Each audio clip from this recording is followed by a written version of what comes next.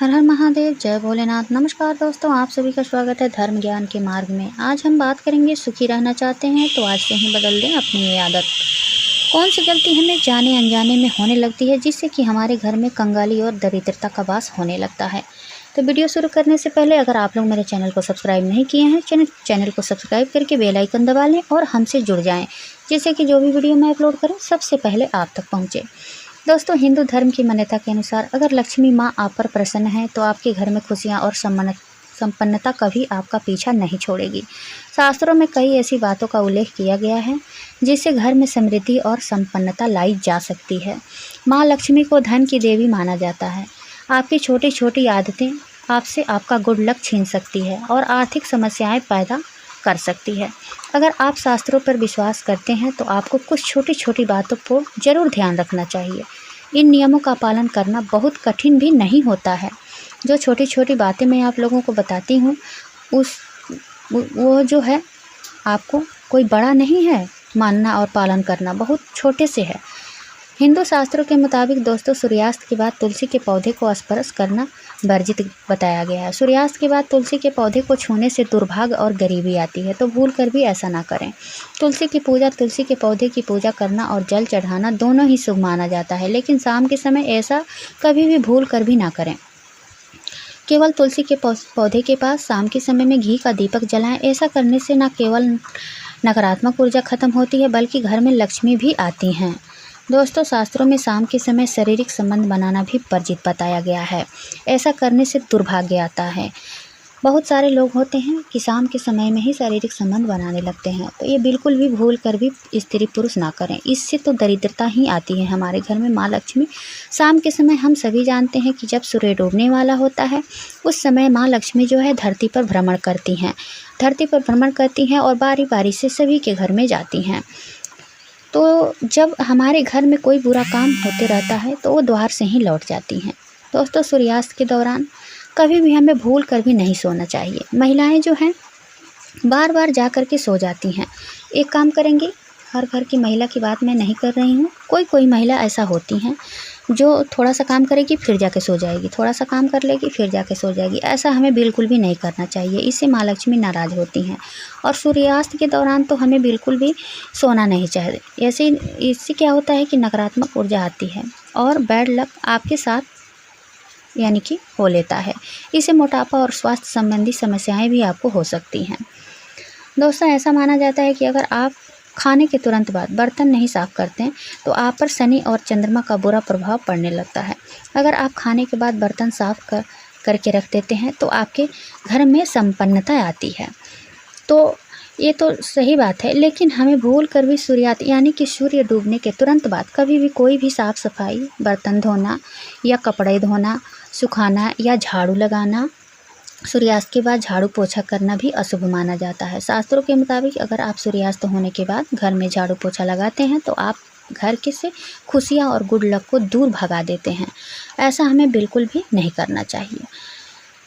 सूर्यास्त के समय पढ़ना लिखना कभी भी भूल कर भी आधुनिक समय में हैरान करने वाली बात लगती है, लेकिन दोस्तों, यह आधुनिक समय में हैरान करने वाली बात आपको लगेगी, लेकिन शास्त्रों के मुताबिक सूर्यास्त के दौरान पढ़ाई करने से माँ लक्ष्मी रुष्ट हो जाती हैं। ऐसा कहा जाता है कि सूर्यास्त के दौरान घर पर बैठे रहने या पढ़ने के बजाय खेलना चाहिए या कोई फिजिकल एक्टिविटी करनी चाहिए। भूल कर भी बच्चों को या कोई भी जो भी व्यक्ति पढ़ता है, भूल कर भी शाम के समय सूर्य डूबने के बाद हमें पढ़ाई नहीं करना चाहिए। जब सूर्य डूबने का समय ख़त्म हो जाता है, थोड़ी सी अंधेरा हो जाती है, रात हो जाती है, उस पहर में हम पढ़ाई करेंगे, लेकिन सूर्य डूबने के तुरंत बाद कभी भी पढ़ाई हमें नहीं करना चाहिए।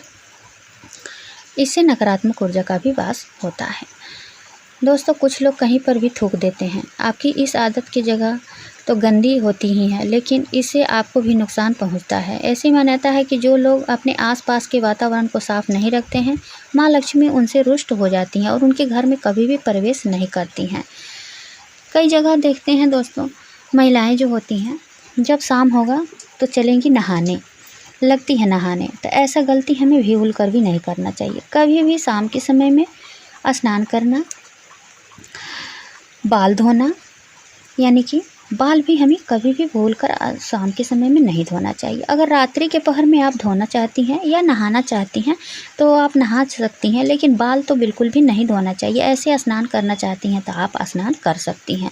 जैसे कि सूर्य डूब गया, सूर्य डूबने के कुछ पहर के बाद हम स्नान कर सकते हैं, लेकिन बाल बिल्कुल भी नहीं धोना चाहिए।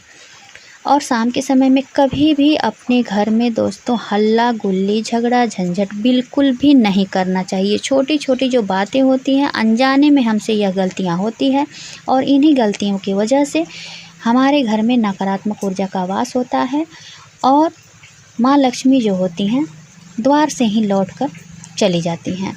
तो कभी भी हमें भूल कर भी ऐसी गलती ना करनी। शाम के समय में देखते हैं बहुत सारे अड़ोस पड़ोस के लोग जो होते हैं बहुत होशियार होते हैं। जब सूर्य डूबता है तो आते हैं कुछ मांगने के लिए। तो देखिए, किसी का देना बुरी बात नहीं है, किसी की मदद करना अच्छा बात है, लेकिन शाम के समय में कभी भी जब सूर्य डूबने वाला होता है, तुरंत सूर्य डूबता है, तो कोई अगर आता है आपसे कुछ मांगने तो आप उनको समझा दीजिए और बोल दीजिए कि थोड़ी देर बाद आप आइएगा। आप रात के पहर में दे सकते हैं, लेकिन सूर्यास्त के तुरंत डूबने के बाद हमें बिल्कुल भी भूल कर भी कोई चीज़ें नहीं देना चाहिए। दही है, दूध है, बहुत सारे लोग हैं बहुत चालाक होते हैं और शाम के समय में ही चले आते हैं कुछ भी मांगने।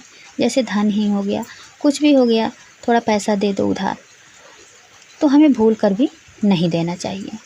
इससे क्या होता है कि कंगाली आती है हमारे घर में, और जो अब हम शाम के समय में कुछ देते हैं तो उसी के सहारे जो हमारे घर की लक्ष्मी होती हैं उनके पास चली जाती हैं।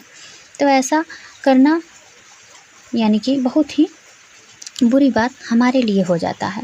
तो कभी भी ऐसा काम हम भूल कर भी ना करेंगे। जितना भी छोटी छोटी बातें मैं आप लोगों को जो भी बातें मैं बता रही हूँ, इस पर आप लोग गौर से ध्यान रखिएगा कि कभी भी ये गलती आप लोग ना करें। शाम के समय में कोई भी चीज़ आप किसी को ना दें। ऐसा करने से देखिए बहुत सारे लोग बोलते हैं कि किसी का मदद करना बुरी बात नहीं होती है, और मदद करना भी चाहिए। मदद करने से क्या होता है कि हमारा धन जो होता है, जिस चीज़ की आप मदद करते हैं तो वह दुगुना होकर के हमें मिलता है, लेकिन शाम के समय में जो वर्जित है वो वर्जित है।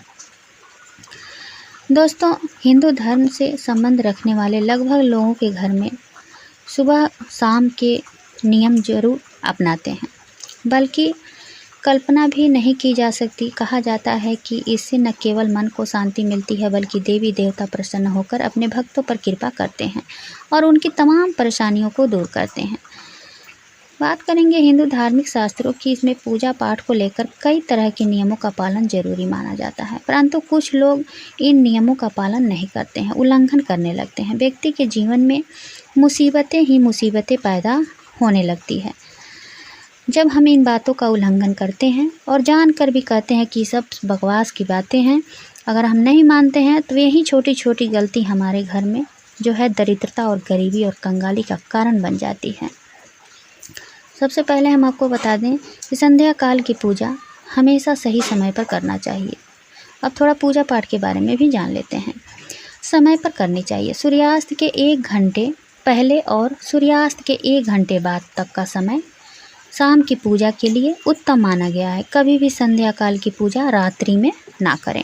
संध्या काल में ही हमें पूजा का समय जो होता है, संध्या काल का पूजा संध्या काल में ही करना चाहिए, रात्रि में नहीं करनी चाहिए। धार्मिक ग्रंथों के अनुसार सुबह की पूजा में शंख और घंटी बजाने से सकारात्मक ऊर्जा फैलती है, लेकिन हम आपको बता दें कि शाम के समय पूजा के दौरान गलती से भी घंटी या शंख नहीं बजाना चाहिए। ऐसा इसलिए क्योंकि मान्यता है कि सूर्य अस्त होने के बाद देवी देवता शयन को चले जाते हैं। ऐसे में शंख या घंटी बजाने से उनके विश्राम में खलल पड़ सकता है, तो भूल कर भी शाम के समय घंटी या शंख में नहीं बजानी चाहिए। वहीं शास्त्रों के अनुसार यदि आप सुबह के समय भगवान को ताजे फूल चढ़ाते हैं तो ये बहुत अच्छी बात है, लेकिन शाम के समय पूजा करते हैं तो फूल ना तोड़ें। शास्त्रों के अनुसार शाम के समय फूल तोड़ना शुभ नहीं होता है, इसलिए शाम के समय भगवान की पूजा के लिए फूल तोड़कर ना लाएं। दोस्तों, ये सब छोटी छोटी बातें हैं जो हम सभी को ध्यान देकर चलना चाहिए। अगर इन सब बातों का हम गौर करते हैं तो हमारे घर में कभी धन्य धान्य की कमी नहीं होती है, कभी भी कंगाली दरिद्रता नहीं आती है, सदा हमारा परिवार खुशहाल रहता है। तो दोस्तों उम्मीद करती हूँ कि यह जानकारी आप लोगों को पसंद आएगी। अगर वीडियो पसंद आए तो आप लोग लाइक सब्सक्राइब शेयर जरूर कीजिएगा। कमेंट बॉक्स में जय श्रीमन नारायण और जय माँ लक्ष्मी जरूर लिखिएगा। अगर आप लोगों को व्रत त्यौहार या कोई भी धार्मिक से कोई ज़रूरी रिलेटेड कुछ बातें हैं तो आप लोग कमेंट